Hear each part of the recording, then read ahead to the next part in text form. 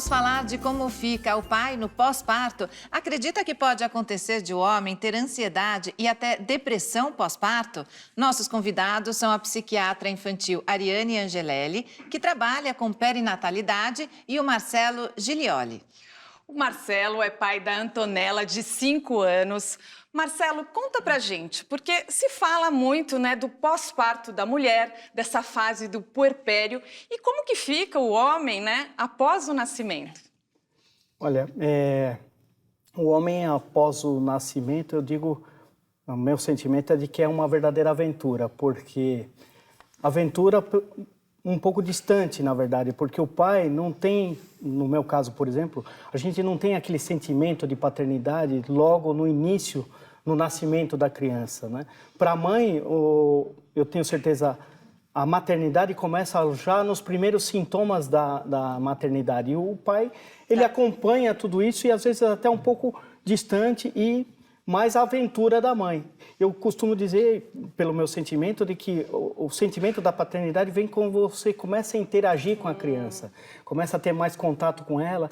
E no meu caso, com a Antonella de 5 anos, quando ela começa a falar com você, trocar ideias e contestar, e aí é maravilhoso. E aí aquele sentimento de fato da paternidade é que desperta de uma maneira indescritível, eu diria. Eu fico imaginando, Ariane, que, em primeiro lugar, a atenção vai toda para o bebê. A mãe já fica em segundo plano. E esse pai, no pós-parto, ele fica até meio esquecido, mas a gente tem que lembrar que ele também está vivendo ali muitas emoções e novidades, é isso? E é muito importante focar o pai também, porque a estabilidade do pai, a presença do pai, a tranquilidade do pai no momento do pós-parto faz muita diferença. Até tem estudos mostrando que até para que a amamentação seja bem sucedida, é importante a postura paterna.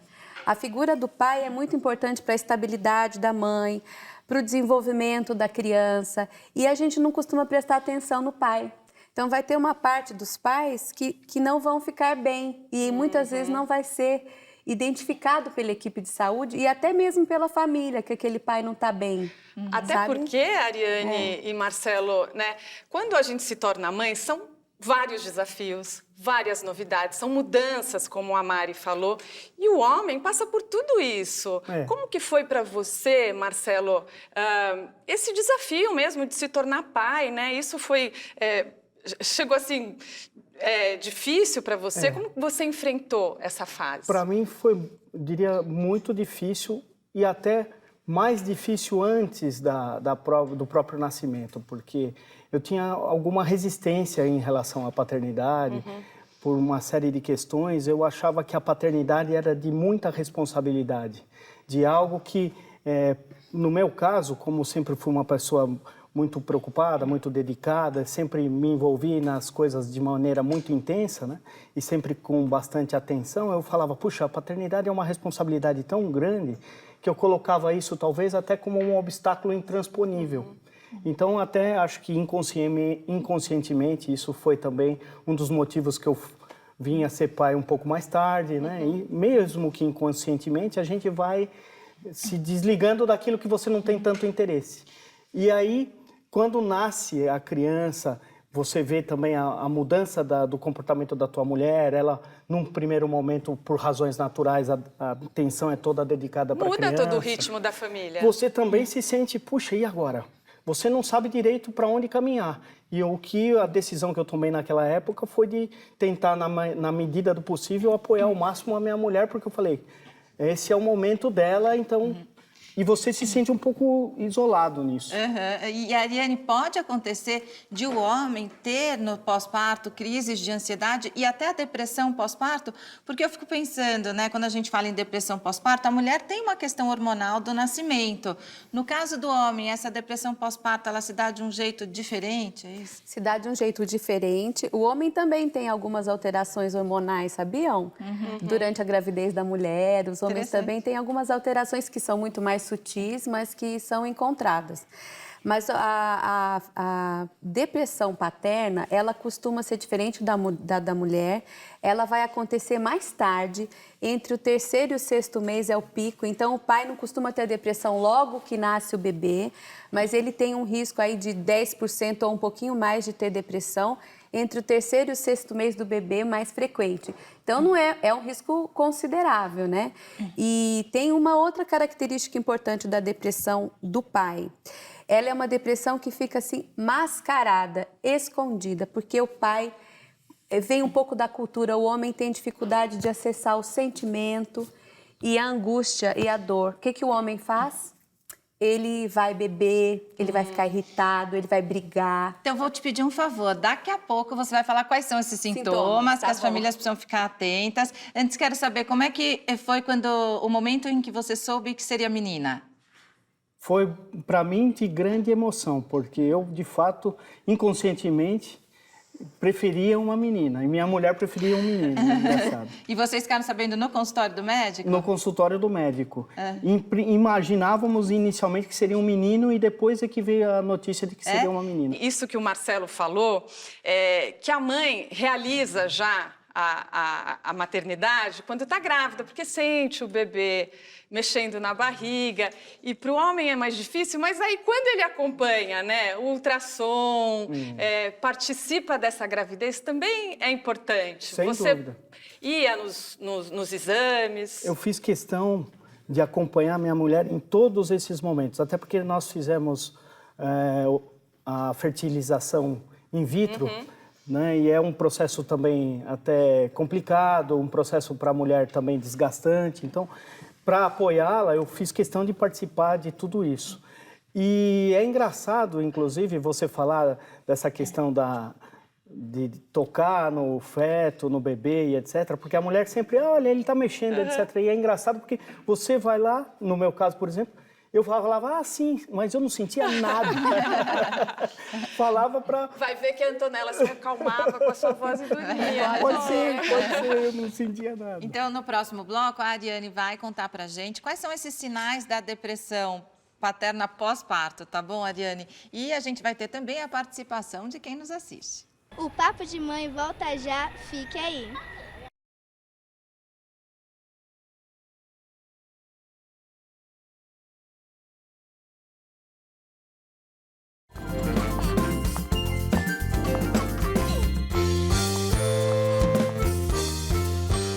Estamos de volta e hoje temos um Papo de Pai. E antes de continuar a conversa por aqui, vamos saber o que os pais disseram no nosso Papo de Rua.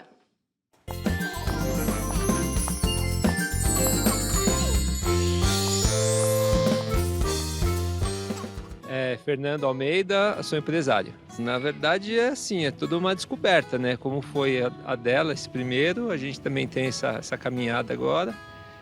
E a gente espera fazer da melhor forma possível, né? Acho que não tem receita, não tem acerto, né? Mas a gente tenta fazer do jeito que a gente acha, né? Da melhor forma possível.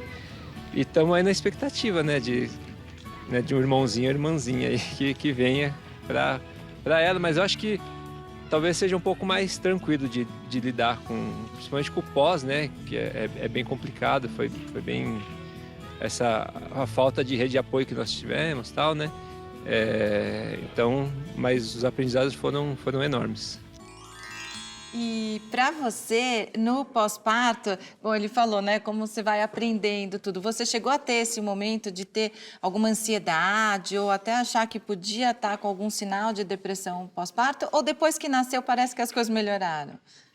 Tem um misto de sentimentos, na verdade. Ele melhora em alguns aspectos, porque como fizemos a fertilização in vitro, inclusive foi muito difícil antes do parto e etc. Então, essa tensão do anterior ao parto, ela se dissipou, mas depois outras tensões e no meu caso, até várias preocupações surgiram muito mais fortes, né? Preocupações do tipo, será que eu vou conseguir, de fato, conseguir dar conta de toda essa família, das necessidades da minha criança, agora isso aqui é para a vida inteira, essa responsabilidade é muito importante, né? E a gente fica com um sentimento de um pouco de insegurança às vezes, né? Se isso de fato vai dar certo, né? Mas eu acho que com o tempo ela vai se dissipando e aí você também vai interagindo com a criança e etc. E os medos vão desaparecendo, vamos dizer assim. É verdade, porque a gente se questiona muito, né? Será que eu vou dar conta? Será que eu vou ser uma boa mãe? E o pai também.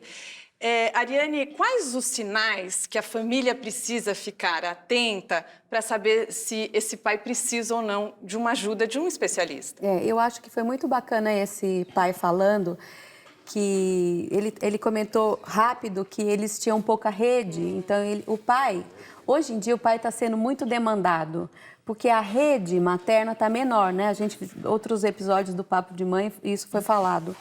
Tem menos gente para ajudar, as famílias estão menores e tal. Então, o pai é mais demandado. E por conta dessa demanda maior ao pai, o que acontece? Alguns pais não se veem em condição de dar conta de toda essa tempestade afetiva que acontece no pós-parto. Alguns homens têm uma condição melhor de se colocar neste lugar, de cuidar, de ajudar, de cuidar da mulher. Outros homens têm dificuldade.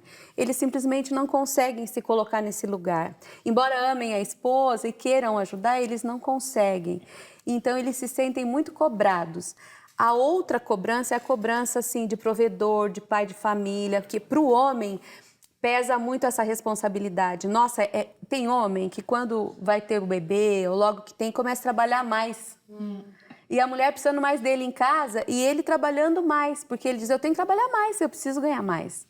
E isso vai gerando, então, a ansiedade que o homem vai tendo, para alguns homens que têm maior suscetibilidade, gera, então, um adoecimento psíquico, né? E daí, o que ele apresenta, assim? O que acontece? Eu vou falar um pouquinho, ele pode ter vários tipos de problemas. Por exemplo, transtorno de ansiedade, crises de angústia, insônia, desde sintomas que têm a ver com esse estresse que ele está sentindo, como desenvolver mesmo um quadro depressivo, né? A depressão paterna é diferente da depressão mais comum que a gente conhece, porque o homem tende a ter mais sintomas externalizantes. O que seria isso? Ele vai ficar mais irritado, ele vai tender a abusar do álcool, ele vai tender a se ausentar da casa, ficar distante. Ele não sabe lidar, então ele sai fora. Então, a queixa, às vezes, da mãe é: meu marido está ausente, ele não está... Será que ele está bem? E a família entra julgando. E não percebendo que esse homem pode estar precisando de ajuda. Você foi procurar ajuda? Eu fui procurar ajuda até anterior ao parto, como mencionei, né, por causa também da fertilização in vitro, etc. Eu já fui procurar terapia já naquele momento. Eu acho que a terapia me ajudou muito também durante esse momento a entender toda essa dinâmica, como a doutora falou, e é muito verdadeira, porque a cobrança para o pai aumenta de todos os lados. Sua mulher cobra mais apoio, as pessoas também cobram mais de você e você se cobra mais também, porque você quer, de fato, atender a toda essa situação, e se você não tiver um apoio psicológico, no meu caso, busquei a terapia e foi excelente, e eu acho que me ajudou, inclusive, a evitar outras alternativas como medicação e Que etc. bom que você foi procurar ajuda, Marcelo. E assim, tem o lado difícil, mas tem a parte boa também. O que você gostava de fazer com a Antonella recém-nascida? É tudo, né? Na verdade, porque só o sorriso dela já te dá uma gratidão e um conforto enorme. Tudo tá ruim na sua vida e o seu filho interagindo com você, tudo melhora. É inacreditável. Até a terapia meio que se torna um detalhe dentro disso. É engraçado demais. Acho que o próprio, conforme você vai desenvolvendo essa relação com o bebê, isso também é curativo, né? Sem dúvida. A relação com a criança, né, é curativa em todos os sentidos, né? Porque ela é extremamente espontânea, totalmente livre de qualquer julgamento, preconceito. Então, é uma satisfação indescritível, né? A gente tem agora um intervalo, mas o Papo de Pai no Papo de Mãe volta já.